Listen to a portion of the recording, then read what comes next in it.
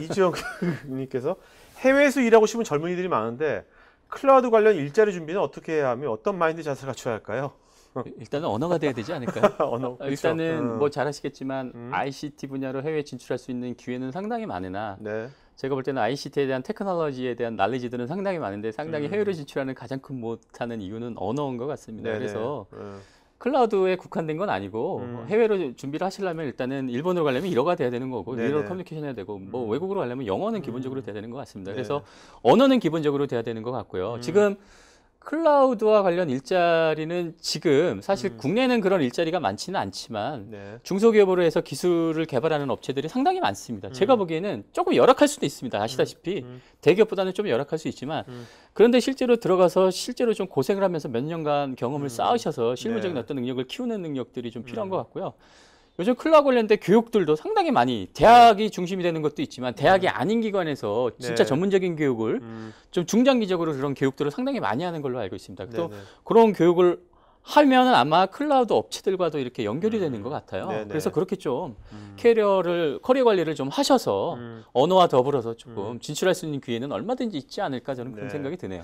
특히 이제 클라우드 하면 이제 오픈소스하고 뛸 수 뛸 수가 없잖아요. 없죠. 그래서 네. 오픈소스 다 영어거든요. 그렇죠. 네. 네. 그래서 커뮤니티잖아요. 커뮤니티도, 예. 오픈소스 커뮤니티이기 때문에 영어는 거의 필수인 것 같아요. 예. 네.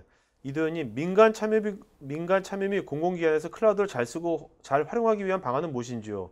이를 위한 정부기관의 대처 및 노력은 무엇이 있나요? 제가 보기에는 이 이슈는 이렇게 풀어야 되지 않을까 봤습니다. 첫 번째는 지금 정보전선센터는 프라이빗으로 구축한 거잖아요. 그러면 과연 지금도 퀘스천인 게 공공기관에서 클라우드를 잘 쓰기 위해서는 과연 퍼블릭을 써도 돼요? 말아야 되라는 질문들이 아직도 나온다는 것이죠. 네네. 그러면 일단은 제가 보기에는 저렴하게 불특정 다수를 한 그 퍼블릭 클라우드를 좀 쓰게 해주는 게 좋다. 그래서 지금 정부에서도 아마 데이터의 업무나 데이터의 중요도를 네네. 나는 대로 영국처럼 네네네. 나눠서 아마 그 퍼블릭을 쓰게 해주는 것 네네. 같아요. 그래서 민간 활용적인 측면에서 보면은 좀 퍼블릭을 쓰게 해줘라라는 네. 측면이 하나가 있고 두 네. 번째는 지금 소프트웨어 진흥법 같은 데서 보면 대기업 참여 이렇게 걸려 있잖아요. 이 문제를 클라우드에서 그럼 어떻게 풀어야 되느냐라는 네. 것도 중요한 것 같아요. 제가 판단하기에. 네네. 그러면 네.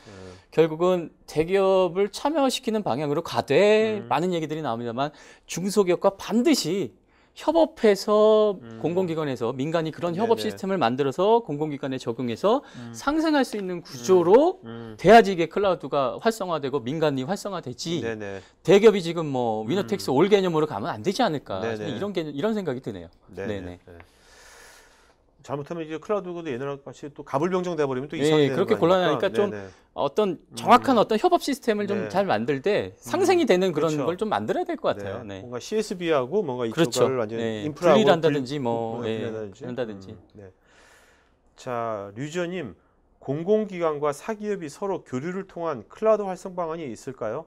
이를 통한 시너지 효과를 기대할 수 있는지요? 아, 공공기관하고 사기업하고 서로 교류를 해야지만 활성화되지 않을까라는 생각은 드는데 네. 일반적으로 본인들이 쓰고 있는 서비스를 교류한다라는 기회가 좀 됐으면 좋을 것 같은데 아까 그 세일스포스닷컴이나 이런 사례들처럼 네. 말씀하신 대로 공공기관 한 10군데에 우리나라 클라우드 서비스를 제공할 수 있는 업체들을 뭐 대군 말씀하신 네네. 대로 10군데 정해서 네, 아까 그렇죠. 고피디님이 말씀하신 그런 네네. 레퍼런스가 되면 좋은 거잖아요. 그래서 네네네. ISP 수립을 하던 네네. 아니면 우리 서비스 이런 거 있으니 무료로 좀 써봐라. 그렇죠. 그래서 너희들 체득해서 그렇죠. 쓸만하면 네. 이거 활용하는 방법 해봐라. 이런 좀 장을 좀 만들어야 되지 좀 않을까요? 즐겁게 네. 딱딱하지 말고 10개를 좀 이렇게 뭐 슈퍼스타 K처럼 10개의 기관이 그래서 그 업체들도 참여해서 잘 되면 네. 자기 확 알려지는 확 거잖아요. 알려지는 거죠. 투명하게 네. 해가지고. 그 당시에는 뭐 네. 무료로 서비스 제공하는 네, 그렇죠. 거고 당연히. 그렇죠. 네. 그런 식으로 좀 유도하면 얼마나 좋을까란. 그래서 그런 교류는 네. 어떤 형태가 되건 좀 만들었으면 좋겠어요. 네. 네. 자, 김혜연님, 교육기관에서 클라우드 사업에 관심이 많습니다. 교육기관에 대한 클라우드 사업의 예는 무엇이 있을까요? 저도 뭐 대학에 있습니다만 대학에서도 클라우드를 도입하는 사례들이 조금씩 생겨나고 있습니다. 네. 뭐 국민대라든지 몇몇 학교들에서 이제 레가시 시스템 자체를 클라우드로 도입한 사례가 있고요. 네. 지금 AWS 같은 경우에는 그 대학생들한테 그 클라우드 교육을 무료로 제공하는 그런 네. 서비스도 있습니다. 그래서 최근에는 서강대 레퍼런스가 있습니다. 서강대 네. 아마 신문 같은 데 찾아보면 서강대에서 아마존으로 제공하는 클라우드 서비스를 활용해서 실제로 클라우드를 네. 실습해 본 케이스도 있습니다. 그리고 미국의 뭐 애리조나 주립대라든지 이런 기관들에서도 클라우드를 그 도입해서 그 연구라든지 R&D라든지 커리큘럼에도 활용한 사례들이 상당히 많고요. 그래서 두 가지인 것 같아요. 대학에서 쓸 수 있는 방법은 기존의 정보 시스템을 클라우드로 네네. 도입하는 방법이 하나가 있고요. 아마 이거는 프라이빗 형태가 될 것 같고요. 네네. 제가 보기에는. 두 번째는 실습을 한다든지 R&D를 할 때 클라우드를 적극적으로 도입해서 활용한 사례들이 상당히 좀 있으니까요. 네. 그런 레퍼런스를 찾아보시면 아마 대학에서 어떤 사례들을 아마 찾아보실 수 있을 것 같습니다. 네. 네. 자, 류성민님, 클라우드에 대한 사업이 다른 나라에 뒤질 경우 얼마나 많이 우리 경제에 그 미친 영향이 클까요?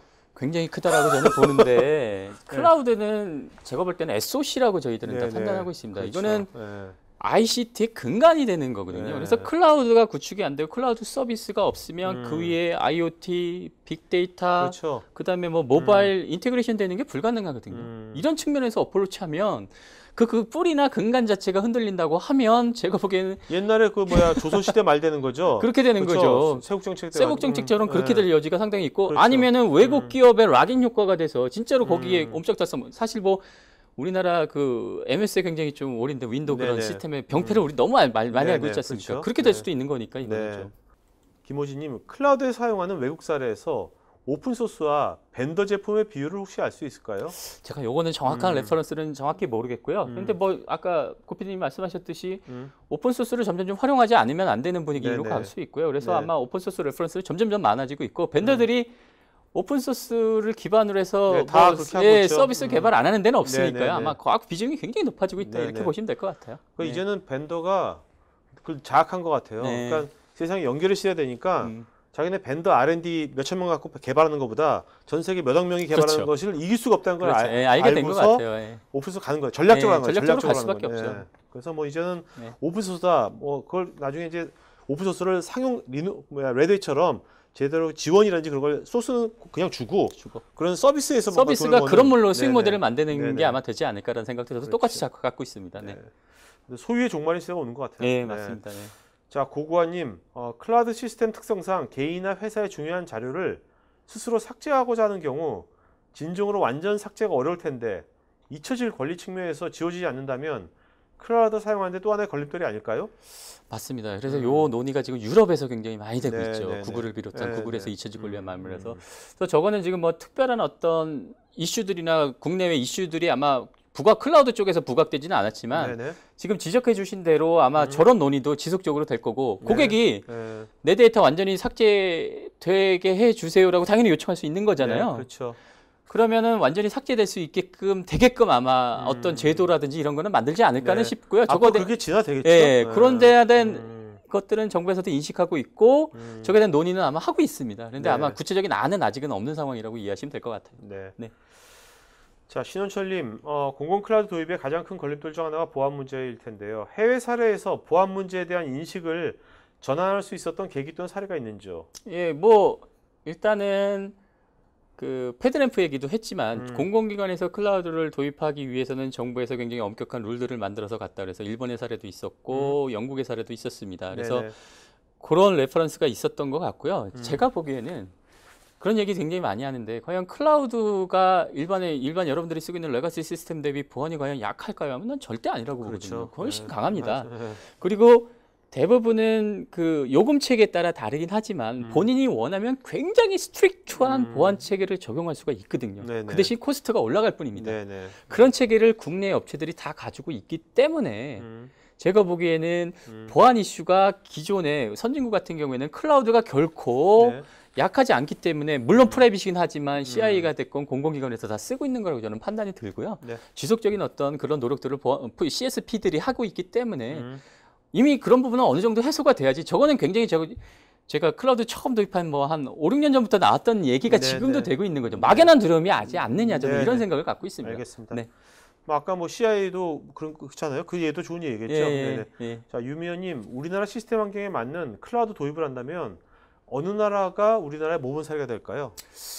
아, 이거는 어느 나라라고 콕 집어서 얘기하기는 좀 힘들 것 같아요. 네네. 뭐 각각의 나라마다의 케이스 상황이 틀려 있기 때문에. 근데 제가 보기에는 그대로 도입할 수는 없을 것 같고 국내 상황에 맞는 그래서 CSB나 뭐 매니지먼트 서비스의 역할이 그래서 중요하지 않을까? 네네. 그래서 저는 우리나라의 굉장히 큰 장점이 SI를 굉장히 잘했단 말이에요. 네, 우리나라가. 그렇죠. 네. 그러면 CSB나 매니지먼트 서비스의 중요한 역할도 아마 기존의 SI 영역과 많이 오버랩이 될 거다. 그래서 제가 보기엔 클라우드 도입할 때 네. 어느 나라 영역을 도입하는 것보다는 우리나라의 그 ICT 기업들이 그만한 네. 역량은 난 충분히 가지고 있다고 봐서 국내에서 도입하자고 할 때 그런 분들이 적극적으로 어떤 뭐 역할을 한다고 하면 네네. 아마 해소되지 않을까 저는 그렇게 판단하고 네, 있습니다. 알겠습니다. 자, 교수님 마지막 한 말씀 해주시면 마치러 갈까요? 네. 예.